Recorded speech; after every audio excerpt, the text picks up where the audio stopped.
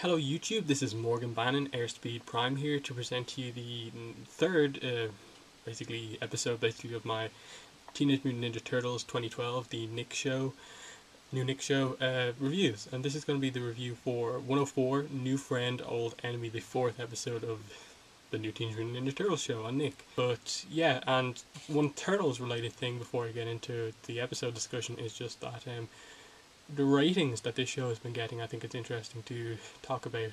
We have the ratings for the opening two-parter and then episode 3. The first part, the opening two-parter, got 4 million viewers, and then the episode 3 got 3.2 million viewers. So they're excellent reviews, and they're just a little bit lower than Korra. Korra opened up with 4.5, and then I believe like 3.5 or 6 for its third episode. So basically, these are Nick's two kind of best animated shows. Basically, they both aired at the same time slot, so good to compare them against each other. It kind of just shows that I suppose the core fandom's a bit more active than the Turtles fandom, at least at the moment. But anyway, the episode review, episode 4, New Friend, Old Enemy. In short, I really enjoyed this episode. I thought it was a little bit better than the previous episode, Turtle Temper, because of the extra characterization. I liked the new characters introduced, and basically it made Mikey a lot more than just the kind of comic relief turtle, the kind of idiot, I suppose, turtle a bit, and I liked that, what this episode did. And I'll start with just a few points about this episode, and I'll start with Chris Bradford himself, and I suppose his kind of partner in this episode, who is Xever, I believe. Xever is the name. And overall, I really like this kind of introduction of the Foot Clan and basically the villains other than the Krang so far. I like the way that they weren't involved in this episode, and we did get the Foot Clan stuff in this time. Chris Bradford himself, I think it was fairly obvious that they weren't really trying to keep his identity that much of a secret. You sort of knew straight away that he was the same guy that we saw at the start of the episode with the Shredder. But for Mikey obviously didn't realize this, and so it made for a nice kind of thing, wondering when Mikey would actually figure it out and when the other turtles would figure it out too. And I really like this kind of character. He's in a way he's kind of played the same way as the Shredder, this kind of guy with the mask, really good at martial arts, but maybe not as cruel or good as the Shredder, which kind of sets up the Shredder even more, that he's going to be even better than this guy. And then Chris Bradford himself, when he's kind of playing, acting as Mikey's friend, is also interesting, that he really tries to get the information out of Mikey about like his brothers, about Splinter, but Mikey is so kind of oblivious it doesn't work out. So I really liked Chris Bradford, and I'll kind of talk about him as this review kind of goes on. Xever, as kind of the guy from New York and knows the place a bit better than Chris Bradford and knows the kind of underground, I suppose, was interesting, and interesting that he kind of matches, I suppose, Chris Bradford in terms of martial arts and is an equal in the fight against the Turtles. It's interesting if we get more on him, but I believe a lot of fans of this show so far have really set these two guys up to be, I believe, two characters that have been kind of made into toys already. Basically Chris Bradford and Xever are maybe going to be mutated into the dog, and I'm not sure what the other one is, but 2 more mutants possibly. That's a kind of good theory to have so far. But yeah, I like the two kind of villains in this episode. I'll move on to the Turtles, which obviously are the key part of this episode, and what really stood out to me in this episode with the Turtles was just how excellent the brother chemistry was between them all. So many little moments that show that like this show is doing that so well. The kind of bits whether they have the contest at the start to see who can like flip over the gap between two buildings the best, and Mikey and Donatello do it fairly well. Leo does it the best, and then Raph just kind of bowls them over because he's not really the kind of technical one of the group, and that showed some nice development for them. Then little moments like when Mikey's captured, and when basically the gang, basically the other three of them, come to rescue him, And then Raph and Leo just kind of flip down together and they do the kind of wiggly finger thing. I should have shown that they're together trying to get their brother back was nice. The Raph scene at the end with Mikey, after like Mikey's all crushed, after basically his friend turning out to be just using him, that was really nice. Raph, as opposed to like just being constantly annoyed by Michelangelo's like prodding, is really nice to Michelangelo and understands like what he's just been through, and he's like, it's like, yeah, it was your fault, but you're an awesome guy. He's like, you deserve kind of better friends than that, which led to Michelangelo doing the whole, it's like unfriend, revenge bit, and that I really liked. I thought it was hilarious, kind of playing on the whole unfriend thing on Facebook.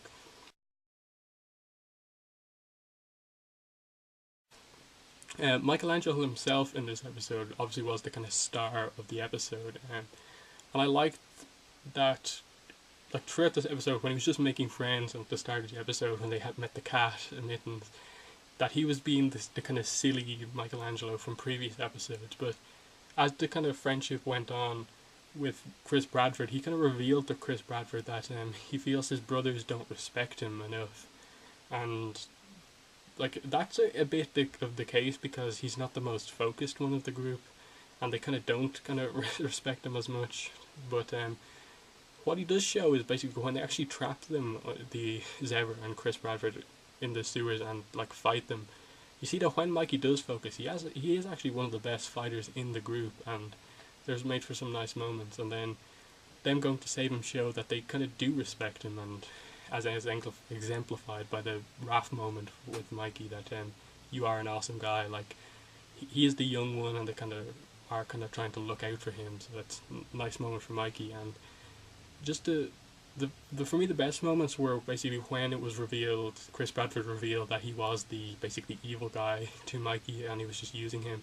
Just how crushed and like betrayed Michelangelo looked there.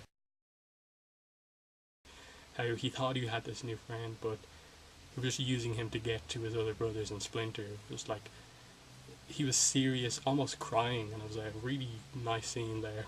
A few little other moments for me as well. The Leo kind of Splinter development, I suppose, in this episode.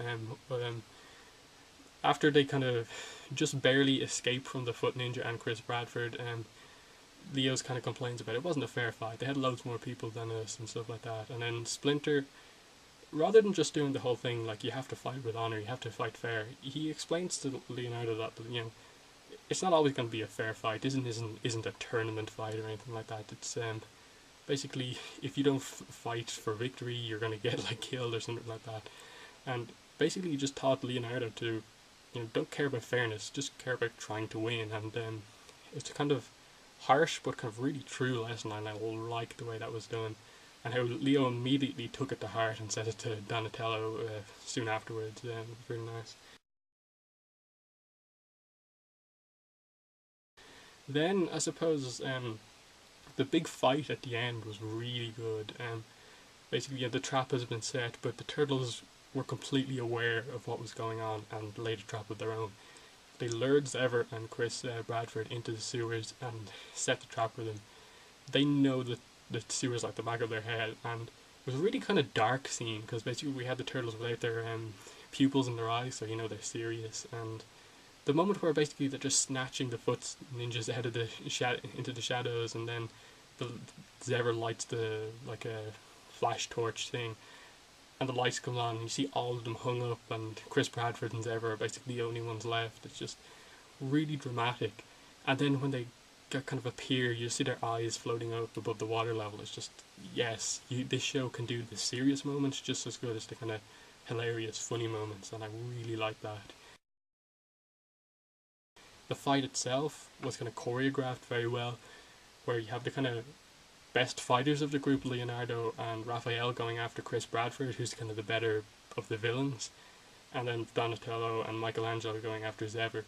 And then the turtles realised that, oh, their styles kind of don't match who they're fighting.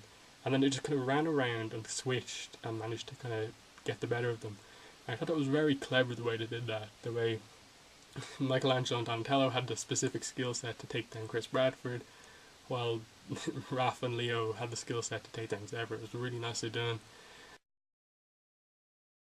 And overall, I really like this episode. In Mikey is probably the most one-dimensional character so far. He hasn't had very many serious moments apart from the whole sorry Raph moment in the last episode. So seeing that when he is focused, he's a good fighter. Seeing that he isn't just like silly all the time was really nice to see.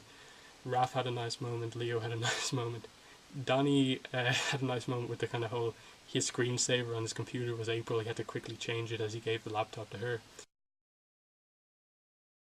Um, I suppose the one negative maybe would be that we didn't really get an introduction of April into the sewers and and like her meeting Splinter, that sort of thing. I really would have liked to see them kind of bringing her down to the sewers where they live for the first time, and her reaction to that and her reaction to Splinter. So I kind of dislike the way it was just brushed over that she's already there. She already kind of is close friends with them, just chilling on the couch. But I like her kind of knowledge of the kind of internet. She's just like, yeah, you can meet people not face to face on the internet. So I'm looking forward to more April stuff, which I think we're probably going to get in episode 6. But that's pretty much my review of 104. I really liked it. Uh, it's kind of hard to rate it since we only have a few episodes against the other ones, but I probably like it a bit better than the previous episode, but I still like the opening two-parter best so far, I think. But I will be back next week with my review of 105, which is going to be called I think his name is Baxter Stockman. It's all about Baxter Stockman in this series, and I'm interested to see what their approach to him is in this new series. So thank you for watching this review, and bye.